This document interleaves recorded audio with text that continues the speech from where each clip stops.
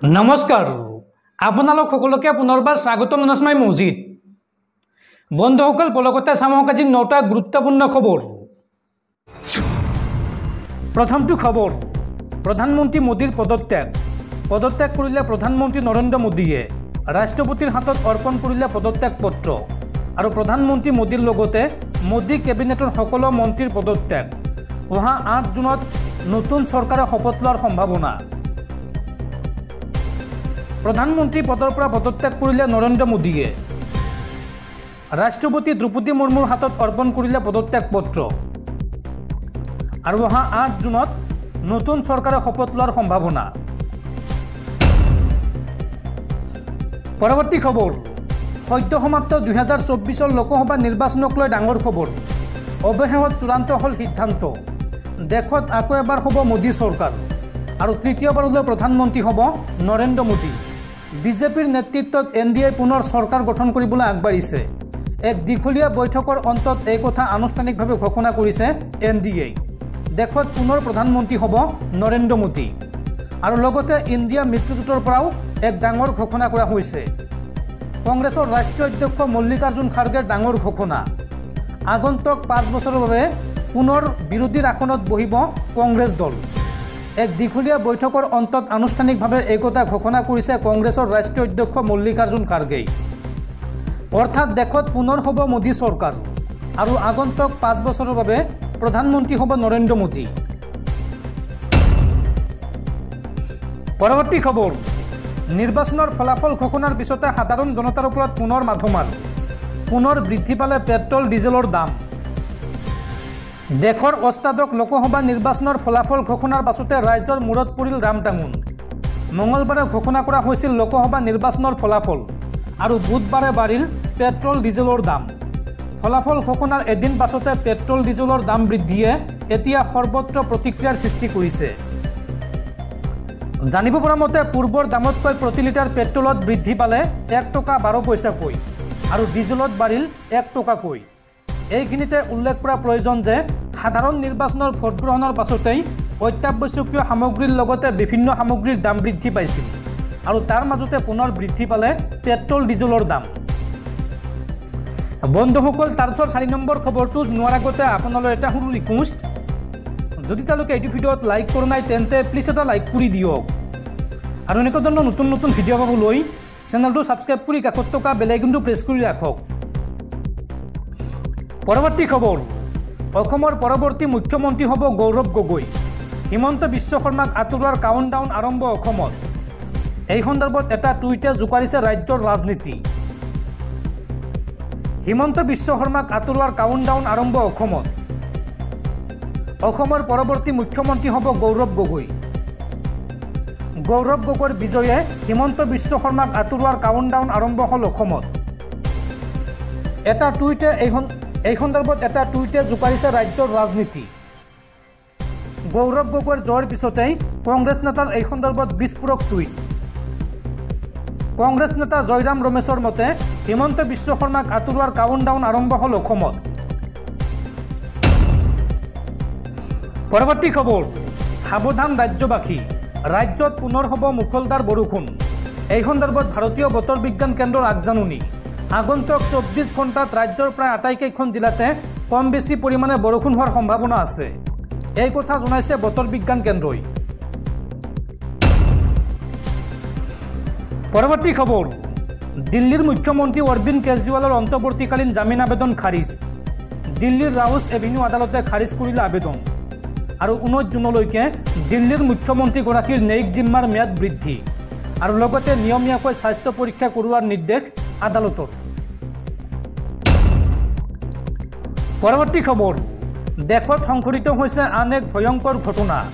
এইবাৰ उत्तरकाशीत ट्रेकिंग কৰি থকা অৱস্থাত 9 জনৰ মৃত্যু और लगते पथ हेरुवाले 22 जनिया अभियानकारी दले। उत्तराखंडत संघटित होइছে करुण घटना। उत्तराखंडर उत्तरकाशीर सहस्रा ह्रदत 9 जन ट्रेकारर मृत्यु घटिছে। बुधबारे स्थानीय आरक्षीये এই তথ্য प्रदान करे। आरक्षीर सূত্ৰ অনুসৰি বেয়া বতৰত পথ হেৰুৱাই যায় 22 জনিয়া এটা দলে আৰু সেইবাবে মঙ্গলবাৰে অভিযানলৈ যোৱাৰ পথত 9 জন লোকৰ মৃত্যু হয় আন অভিযাত্ৰীৰ সন্ধানত চলোৱা অনুসন্ধানত 13জন লোকক উদ্ধাৰ কৰা হয়। সংবাদ মাধ্যমৰ সূত্ৰৰ মতে বেয়া বতৰৰ বাবে হেলিকপ্টাৰেৰে অনুসন্ধানত অসুবিধা হৈছিল, যাৰ বাবে পাছত 2খন হেলিকপ্টাৰ আৰু ৰাজ্যিক দুৰ্যোগ সঁহাৰি বাহিনী উদ্ধাৰ অভিযানত উপস্থিত হয়। উত্তৰাখণ্ডৰ গড়ৱাল অঞ্চলত 15,000 ফুট উচ্চতাত অৱস্থিত এই সশস্ত্ৰ হ্ৰদ। এই হ্ৰদটো পাবলৈ হ'লে 24 কিলোমিটাৰ দৈৰ্ঘ্যৰ কঠিন পাহাৰীয়া পথ এটা পাৰ হ'ব লাগে। এই পথটো অতি সংকীৰ্ণ আৰু বিপদজনক। পৰৱৰ্তী খবৰ, নিৰ্বাচনৰ ফলাফল ঘোষণাৰ পিছতে বেয়া দিন আহিল আদানী আৰু আম্বানীৰ বাবে। বিজেপিৰ আসন হ্ৰাসৰ পিছতে বেয়া দিন আহিল গৌতম আদানী আৰু মুকেশ আম্বানীৰ। খুৰাখুৰে হ্ৰাস পালে আদানী গ্ৰুপৰ শ্বেয়াৰ, লগতে মুকেশ আম্বানীৰ কোম্পানীৰ শ্বেয়াৰৰ মূল্যও খুৰাখুৰে কমিছে। নিৰ্বাচনৰ ফলাফলৰ পিছতেই কোটি কোটি টকাৰ লোকচানৰ সন্মুখীন হৈছে এই দুই ব্যৱসায়ী। পৰৱৰ্তী খবৰ, ঢকুৱাখানাৰ বিজেপি নেতা সুনীল হত্যাকাণ্ডৰ সঠিক খবৰ দিওঁতালৈ অসম আৰক্ষীৰ পুৰস্কাৰ ঘোষণা। 50,000 টকাৰ পুৰস্কাৰ ঘোষণা অসম আৰক্ষীৰ। অসম আৰক্ষীয়ে সুনীল হত্যাকাণ্ডৰ সঠিক খবৰ দিওঁতালৈ পুৰস্কাৰ ঘোষণা কৰিছে। সুনীল গগৈৰ হত্যাকাণ্ডৰ সঠিক খবৰ দিওঁতালৈ নগদ 50,000 টকা পুৰস্কাৰ ঘোষণা কৰিছে অসম আৰক্ষীয়ে। এই খবৰ সঠিক আৰু পৰিশুদ্ধ হ'ব লাগিব। অসম আৰক্ষীয়ে এই খবৰ দিবলৈ 6026900825 এই নম্বৰত যোগাযোগ কৰিবলৈ আহ্বান জনাইছে আৰু খবৰ দিওঁতাৰ পৰিচয় সম্পূৰ্ণ গোপনে ৰখা হ'ব বুলিও উল্লেখ কৰা হৈছে। এই কথা ঘোষণা কৰিলে লখিমপুৰ জিলাৰ আৰক্ষী অধীক্ষক অৰ্পণা নটৰাজনে। উল্লেখযোগ্য যে বিগত 2 জুনত এক লমহৰ্ষক বৰ্বৰ হত্যাকাণ্ডই জোকাৰি গৈছিল ঢকুৱাখানা জনস্বাস্থ্য কাৰিকৰী বিভাগৰ এগৰাকী ঠিকাদাৰক বৰ্বৰভাৱে হত্যা কৰি বিবস্ত্ৰ কৰি জ্বলাই মূৰ কাটি লৈ গৈছিল। এডৰা পৰিত্যক্ত চুমুনিত হাপতীয়া চেতিয়া গাঁৱৰ জনস্বাস্থ্য কাৰিকৰী সংমণ্ডলৰ ঠিকাদাৰ ঢকুৱাখানা মণ্ডল বিজেপিৰ কিষাণ মৰ্চাৰ সাধাৰণ সম্পাদক সুনীল গগৈ ওৰফে গুটিলক নিৰ্মমভাৱে হত্যা কৰা হৈছিল। ঢকুৱাখানাৰ লমহৰ্ষক হৃদয় বিদাৰক সুনীল গগৈৰ নাৰকীয় হত্যাকাণ্ডৰ 3টা দিন উকলিল।